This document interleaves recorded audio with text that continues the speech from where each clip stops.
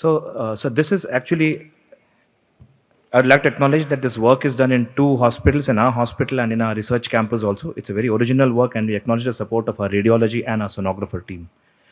Uh, Essentially, HOCM has been prominently associated with adverse events. Essentially, the actuarial annual mortality is around 6%, and we know that there are three distinctive modes of death, which is like generally sudden cardiac death, which is unexpected and arrhythmic in about 59% of cases, and this age group is around 35 years. So a lot of patients die young, other than progressive heart failure and HCM-related stroke.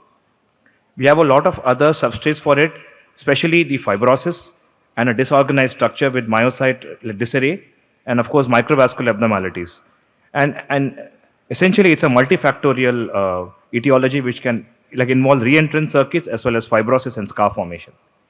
So then what do we know all about it? This is generally what we learn from ACC AHA, that is we have got a lot of major markers there, but there's no real like, data from India really.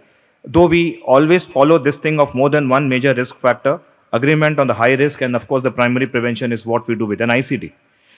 So then why this study was essential?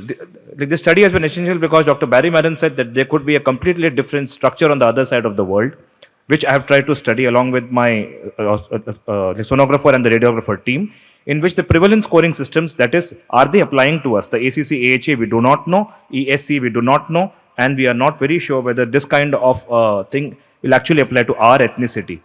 We already have in literature a lot of multitude of newer markers, particularly the longitudinal strain, fibrosis, tissue Doppler. All have been studied in isolation, but are they, three questions, are they adequate, are they sensitive, and are they available in all things? Really no, because we do not do a lot of genetic analysis in India. I tried to do it in Bangalore for one patient, it's about 25,000 rupees.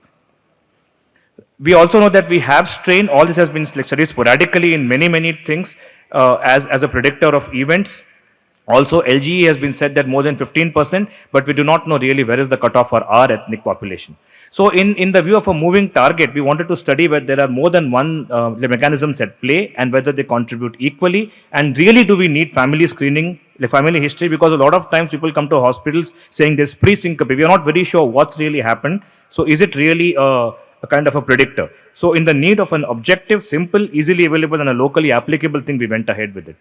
So the aim of the study was that we wanted to generate a multi-parametric model to actually generate an objective risk stratification for predicting VT-VF occurrence in HCM patients, and to employ relatively easily available imaging tools, trying to do away with the genetic analysis, like essentially, and also to use both machine learning and the logistic regression, because machine learning is actually better than logistic regression. Logistic regression sees only linearity of a particular predictor. As I mentioned earlier, machine learning tends to study the interparametric this thing also, design also. It was a prospective trial which was done with validation, both internal and external. All HCM patients who had come to the OP of more than 18 years had been taken with documented VT-VF from the arm A up till then, that is, up till then when we saw them, and then the patients without VT-VF from the arm B. Only exclusion criteria was that we had excluded the pediatric and the pregnant and lactating patients. It was a prospective analysis done for 5 years with a minimum of 150 patients being required. We got 170 for a minimum of 30 months follow-up.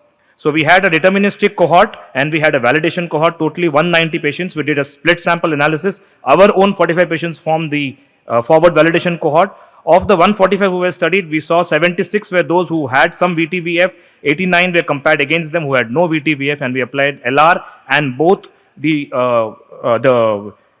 MANOVA, that is the multiple regression analysis, as well as a logistic regression analysis, and 45 patients were seen in real time forward, that is a validation cohort. We use CMRI and echo as per the Vivid GE system and the ultra machine which we have now got in 2021. So the idea of this was that logistic regression sees only a linear prediction. We wanted to bring in ML, whether we could predict in any other way, whether the OROC was better, area under the ROC was better with ML. These are the statistical methods. What we saw is that in the entire cohort of 145 patients, we saw that the maximal wall thickness was around 19, and we have seen the other things. MR was there in about the 14% patients were severe, but it was moderate in about 69%, and it was generally eccentric MR. So when we went for the univariate analysis of these patients, we found out that the angina was significantly higher in those patients. Unexplained exertional syncope was higher in patients with VA. VA is ventricular arrhythmias. We also saw that there was more wall thickness, 29 versus 27.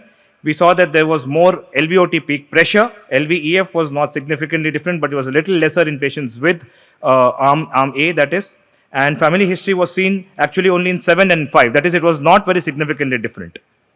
However, the provoke gradient was much higher. We got a more of reverse like curvature of the septum, and the MAPC was also quite significant. MAPC was quite significantly reduced in those with VF of less than 10 versus those without VF, that is, if it is more than 10 mm. We also saw the tissue Doppler parameters against each other. We found out it was significantly worse with those with VTVF as compared to those without VTVF in both the septal and the lateral walls. After we did the univariate analysis, this was done, actually more than like 35 variables. We have gone for a multivariate analysis as to what was significant. We found out that the GLS was significantly lesser. It's actually a study like trying to study only the echocardiographic and the imaging parameters. We have tried to like exclude the other parameters because these are all easily available in one shot in one study. So the septal thickness more than 27 mm, MAPC less than 10, an LVOT gradient of more than 60, all were likely. Indexed LAVI, we have taken LAVI of more than 34 was much more likely. Severe fibrosis, that is of a like a diffuse pattern, was much more likely in those who had VT versus those who did not have VT. And it was all significant with an like OROC of less than 0.68. And all the p-values are significant. So as per the logistic like regression, we derived one score which was around 0.71 is the area under curve down there. And then what we did is we tried to apply it in the validation cohort. It was around 0.72 OROC.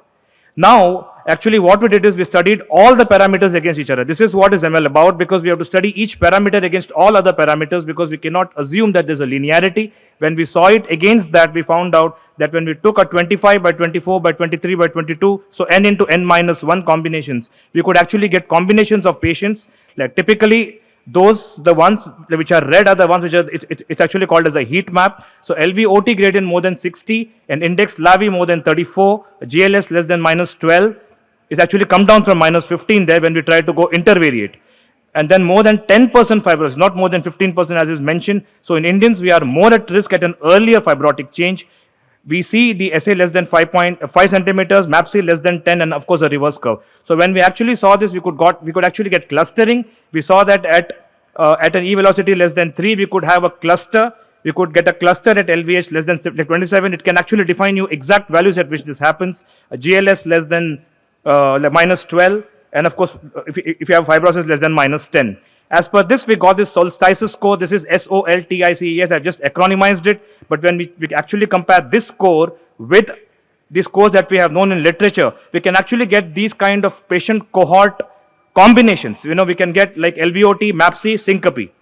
Then LAVI, like thickness more than 27, MAPC. So we can take 2 to 3 variables at a time, and this gives us, you know, an OROC which is much better, like 0.847. How has this actually like sort of made a difference to us in real life? Unexplained SCD could be explained in about 38% of people. 67% patients, that is almost twice number of people, underwent an ICD. We could actually like net reclassify 200%. That is twice the number of patients could be saved with this, rather than like going for the ACC and the EAC guidelines. So essentially what I want to say with the strength of the study is, it's a first validated imaging-based pure kind of study from India. It is 84% predictive, it is accurate, it is reproducible, and it is easy without requiring genetic testing. Thank you so much.